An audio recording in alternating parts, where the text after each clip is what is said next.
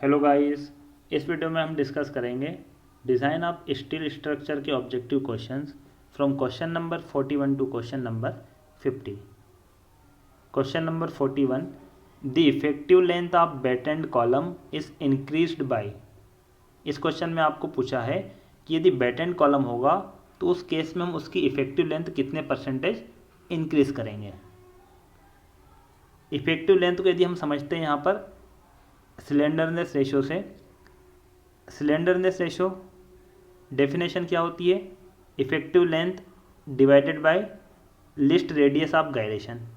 तो यहाँ से हम देख सकते हैं कि सिलेंडरनेस रेशो डायरेक्टली प्रोपोर्शनल किसके हो जाएगा, इफेक्टिव लेंथ के। तो जितना परसेंटेज हम सिलेंडरनेस रेशो को बढ़ाते हैं उतने ही परसेंटेज क्या बढ़ेगी, उसकी इफेक्टिव लेंथ। आईएस कोड में गिवन है the effective slenderness ratio of battened column shall be taken as 1.1 times. 1.1 times का मतलब क्या हो जाएगा कि 10% हम क्या करते हैं, उसकी इफेक्टिव लेंथ को इंक्रीज कर देते हैं यदि बैटेंड कॉलम आपको गिवन है। तो इसका आंसर क्या होगा, आंसर बी करेक्ट होगा। नेक्स्ट यहाँ पर हम देख लेते हैं, यदि लेस्ड कॉलम है तो लेस्ड कॉलम के केस में 1.05 टाइम्स, 1.05 का मतलब क्या हो जाएगा, 5%। 1.05 का मतलब क्या होगा, 5% इफेक्टिव लेंथ इंक्रीज होती है यदि लेस्ड कॉलम है। ये ऑप्शन ए किसके लिए करेक्ट होगा, लेस्ड कॉलम के लिए, ऑप्शन बी बैटेंड कॉलम के लिए। तो यहाँ पर आपको क्वेश्चन में पूछा गया बैटेंड कॉलम, आंसर क्या हो जाएगा, आंसर बी करेक्ट होगा। तो यहाँ से 2 क्वेश्चन आपके बनेंगे। और हम थोड़ा सा यहाँ पर डिस्कस कर लेते हैं कि सिलेंडरनेस रेशो को इंक्रीज क्यों किया जाता है 10% और 5%। The maximum actual slenderness ratio of the column to account for shear deformation effects.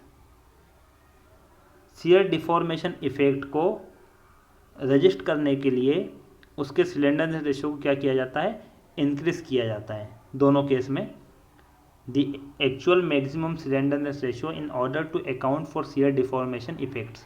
तो यहाँ पर एक क्वेश्चन और आपका बन सकता है, ठीक है। और लास्ट वीडियो में डिज़ाइन ऑफ स्टील स्ट्रक्चर का जो लास्ट वीडियो था उसमें हमने एक क्वेश्चन डिस्कस किया था, क्वेश्चन नंबर 31। उसमें मैंने आपको एक टेबल बताई थी, कॉलम की जो एंड कंडीशन होती है ट्रांसलेशन और रोटेशन। क्वेश्चन में आपको यदि गिवन है एंड कंडीशन कॉलम की, उसके अकॉर्डिंग हम देखते हैं कि अलग अलग एंड कंडीशन के अकॉर्डिंग उसकी इफेक्टिव लेंथ भी अलग अलग होती है। ये हमने देखा था क्वेश्चन नंबर 31 में। जिसने वो वीडियो देखा होगा उसको समझ में आ रहा होगा मैं क्या कहना चाह रहा हूँ। तो उसमें हमने देखा था इफेक्टिव लेंथ, उस टेबल में जो इफेक्टिव लेंथ दी गई है उसको हम इंक्रीज कर देते हैं 10% या 5% यदि आपको क्वेश्चन में गिवन है बैटेंड कॉलम या लेस्ड कॉलम। लेकिन उस क्वेश्चन में 31 में हमने बैटेंड कॉलम के केस में, ठीक है, क्वेश्चन आपको याद होगा बैटेंड कॉलम था, उसमें गिवन थी कंडीशन, उस कंडीशन के अकॉर्डिंग दोनों एंड कैसे होंगे, दोनों एंड पिन जॉइंटेड एंड होंगे या हिंज जॉइंट होंगे। तो उसमें इफेक्टिव लेंथ किसके बराबर होती है, एल, अनसपोर्टेड जो लेंथ होगी उसके बराबर होगी। तो हमने आंसर एल टिक कर दिया था, लेकिन उसका करेक्ट आंसर क्या होना चाहिए, यदि इफेक्टिव लेंथ एल है तो उसको 10% हम इंक्रीज कर देंगे, तो उसका करेक्ट आंसर क्या हो जाएगा, 1.1 एल। तो ये आप करेक्ट कर लेना क्वेश्चन नंबर 31 में, ठीक है। तो उसका आंसर सी करेक्ट होगा। बी में दिया हुआ था 1.0 एल और सी में था 1.1 एल।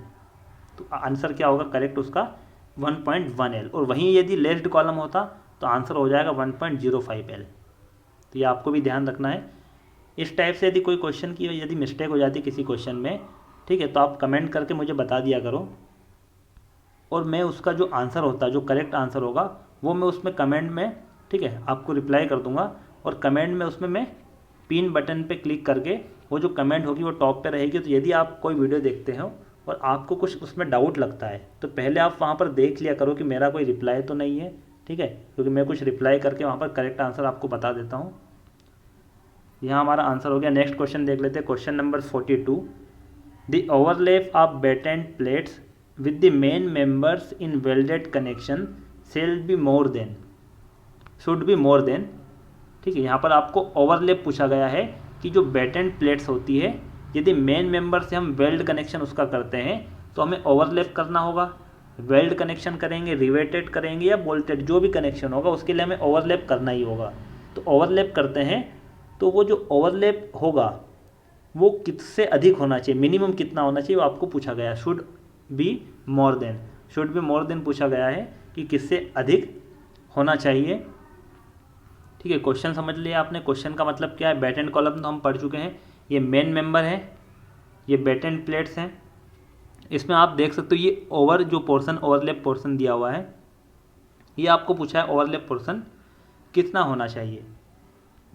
ये भी हम आईएस कोड से डिस्कस करेंगे। Where tie or batten plates, दोनों प्लेट हो सकती है, tie or batten plates overlap the main members, the amount of lap shall be not less than 4 times the thickness of the plate. जो plate की thickness होगी उसके 4 times से कम नहीं होना चाहिए, ठीक है, अधिक ही होना चाहिए उससे। तो क्वेश्चन नंबर 42 में आंसर हमारा बी करेक्ट होगा, 40। कौन से केस में, बैट एंड प्लेट या टाई प्लेट की बात होती है।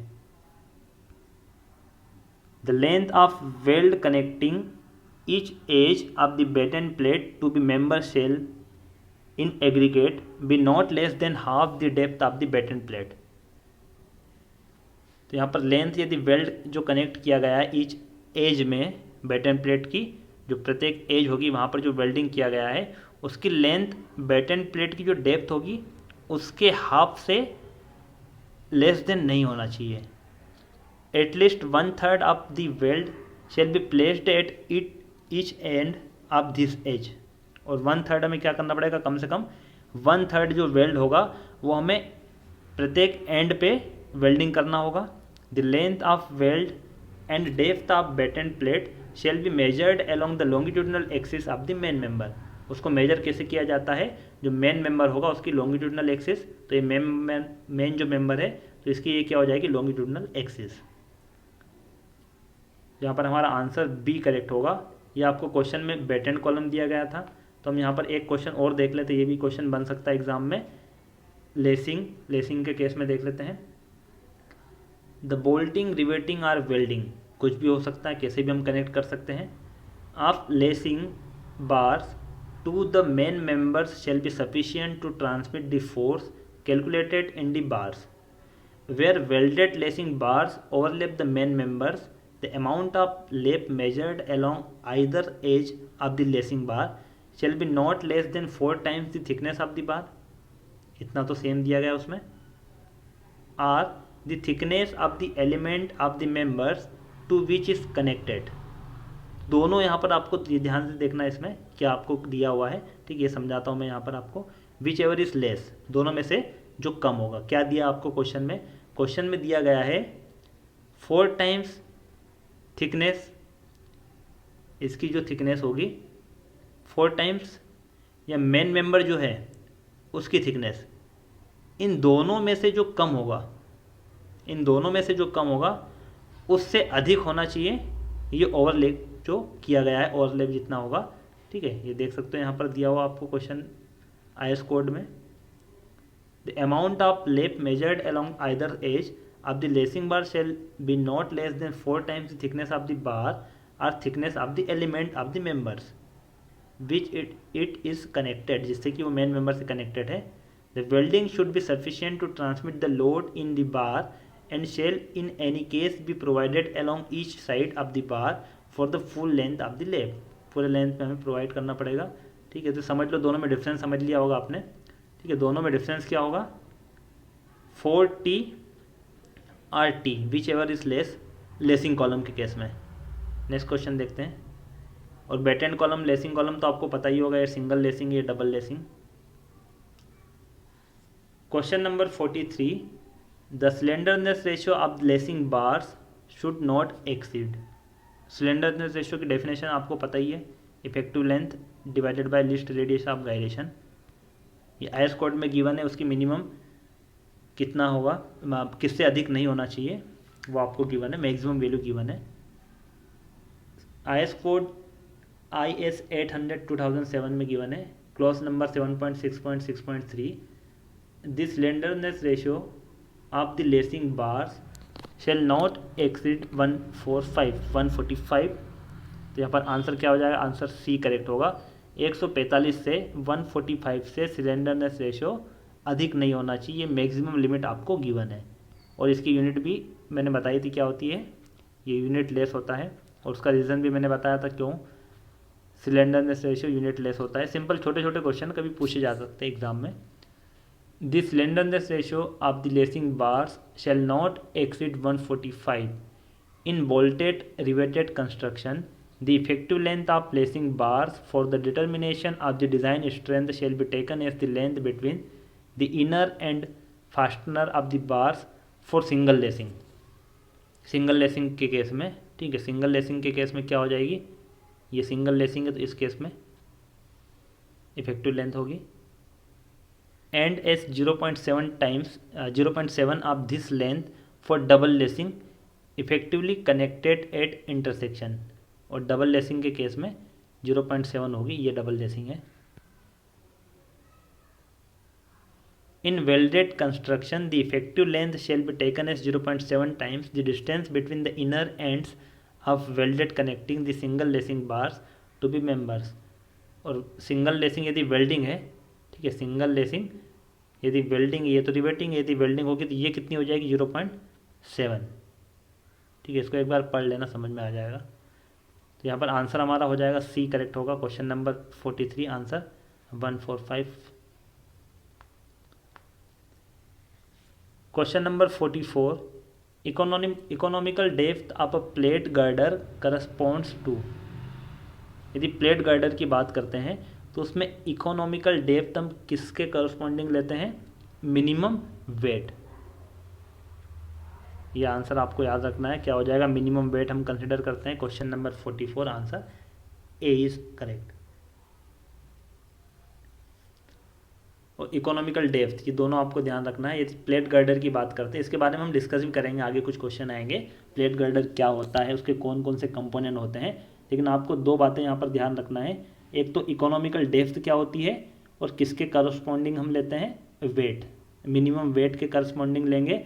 और उसका जो फॉर्मूला हो जाएगा इफेक्टिव डेप्थ का, वो फार्मूला भी आपको याद रखना है, 1.1 √m sigma TW, where m is the maximum moment in the plate girder, sigma is allowable bending stress and TW is thickness of the wave। तो 1.1 आंसर बी। आईएस कोड 1984 के according answer क्या होगा, answer B is correct. Question number 46 shear buckling of wave in a plate girder is prevented by using। Wave में यदि plate girder की बात करते हैं, उसमें वेव है, उसमें शियर बकलिंग यदि आती है तो किसके द्वारा हम प्रिवेंट कर सकते हैं, vertical intermediate stiffeners, horizontal stiffeners at neutral axis और बियरिंग स्टिफनर्स। तो पहले तो प्लेट गर्डर हम देख लेते क्या होता है। बिल्टअप कॉलम हमने समझा था, आपको याद होगा बिल्टअप कॉलम क्या होता है। उसी प्रकार से एक बिल्टअप बीम होती है, उसको हम कहेंगे plate girder. A plate girder is a built-up beam, I-beam section used to carry heavy loads। यदि heavy loads आते हैं तो वहाँ पर हम क्या करते हैं, प्लेट गर्डर का यूज़ करते हैं, जो कि बिल्टअप आई सेक्शन या बिल्टअप बीम कहलाती है। अब इसके कंपोनेंट कौन कौन से होते हैं, एक कंपोनेंट होता है वेब, ठीक है, ये आप देख सकते हो, इसको वेब कहेंगे। ये फ्लेंज होता है। वेब का मतलब क्या होगा, the deep central vertical plate, एक सेंट्रल या वर्टिकल जो प्लेट है इसको कहा जाता है वेब। सेकंड देख लेते हैं, इसका यूज़ भी देख लेते हैं। Web is responsible to resist shear developed in the plate girder. Plate girder में जो शियर डेवलप होता है, ठीक है, हम आगे समझेंगे वहाँ पर कंप्रेशन, टेंशन, शियर कैसे डेवलप होता है और किस पोर्शन में डेवलप होगा। Web is responsible for resist shear developed in the plate girder. Plate girder में जो शियर डेवलप होता है उसको रजिस्ट करने का काम कौन करता है, वेब करता है।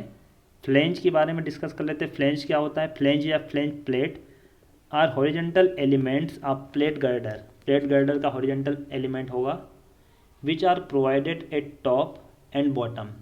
कहाँ पर प्रोवाइड किया जाता है, टॉप और बॉटम पर। ये फ्लेंज प्लेट है, टॉप और बॉटम दोनों पर है।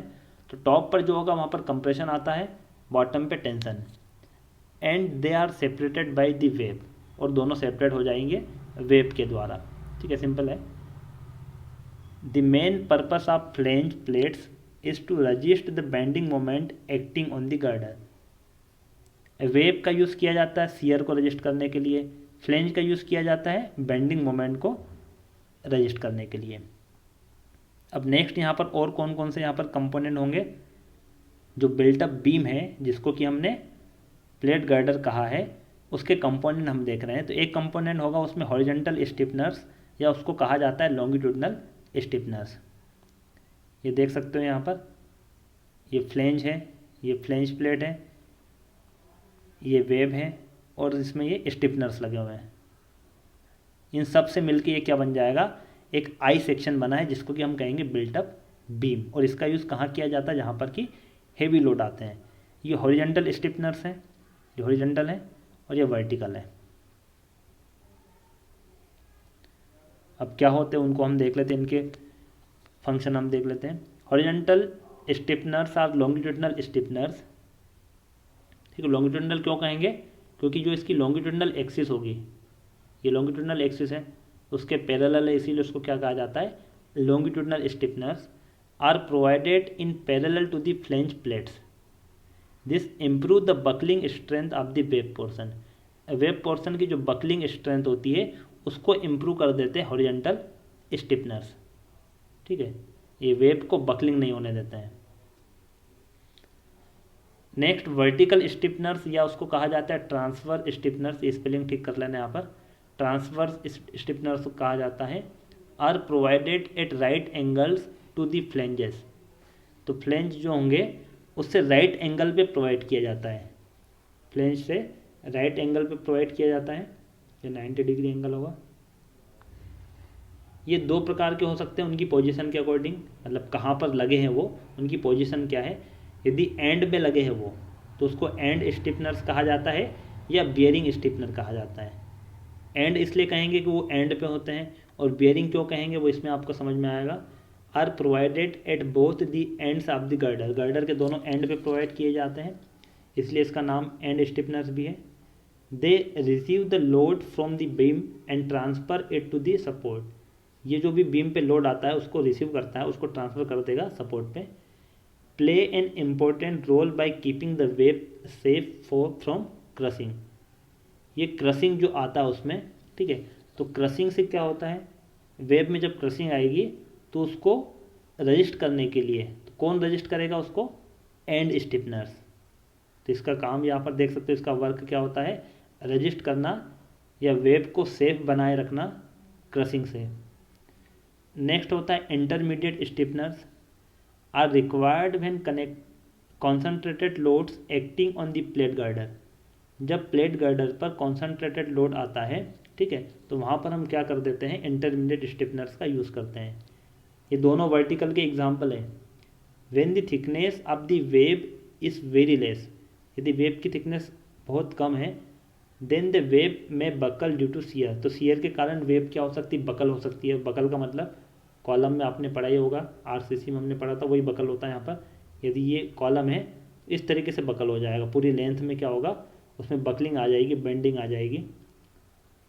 Intermediate stiffeners are provided in order to improve the buckling strength of the web. तो वेब की बकलिंग स्ट्रेंथ को इंक्रीज करने के लिए इंटरमीडिएट स्टिफनर्स का यूज़ किया जाता है। दोनों क्वेश्चन को ध्यान से समझना आपको, ठीक है, इसमें कन्फ्यूजन हो सकता है। एंड स्टिफनर्स का यूज़ किया जाता है क्रशिंग को रजिस्ट करने के लिए, और बकलिंग से रजिस्ट करने के लिए इंटरमीडिएट स्टिफनर्स का यूज़ किया जाता है। तो अब क्वेश्चन आपको क्या पूछा, क्वेश्चन देख लेते हैं। Shear buckling of web, shear buckling यदि हम करते हैं, बकलिंग की बात करते हैं, बकलिंग शियर के कारण होगी, तो उसको यदि हमें प्रिवेंट करना है, रोकना है, तो उसके लिए हम क्या करते हैं, वर्टिकल इंटरमीडिएट स्टिफनर्स का यूज़ करते हैं। Question number 46 answer A is correct. Question number 47, horizontal stiffeners in a plate girder is provided to safeguard against. Horizontal stiffeners का यूज़ हम क्यों करते हैं, हॉरिजॉन्टल का यूज़ किया जाता है compression buckling of web plate. जो वेब प्लेट होती है उसमें कंप्रेशन में जो बकलिंग होगी वेब प्लेट में, ठीक है, उसको सेफ गार्ड के लिए हॉरिजॉन्टल स्टिफनर्स का यूज़ किया जाता है। ये भी हमने यहाँ पर डिस्कस किया था। बकलिंग स्ट्रेंथ वेब पोर्शन की, ठीक है, उसको इम्प्रूव करने के लिए हम क्या करते हैं, हॉरिजॉन्टल स्टिफनर्स जिसको कि कहा जाता है लॉन्गिट्यूडनल स्टिफनर्स का यूज़ किया जाता है वेब पोर्शन में।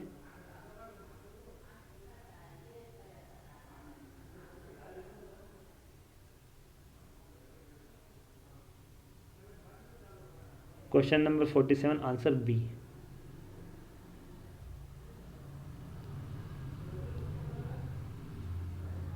Question number 48 minimum thickness of web in a plate girder when the plate is accessible and also exposed to weather is।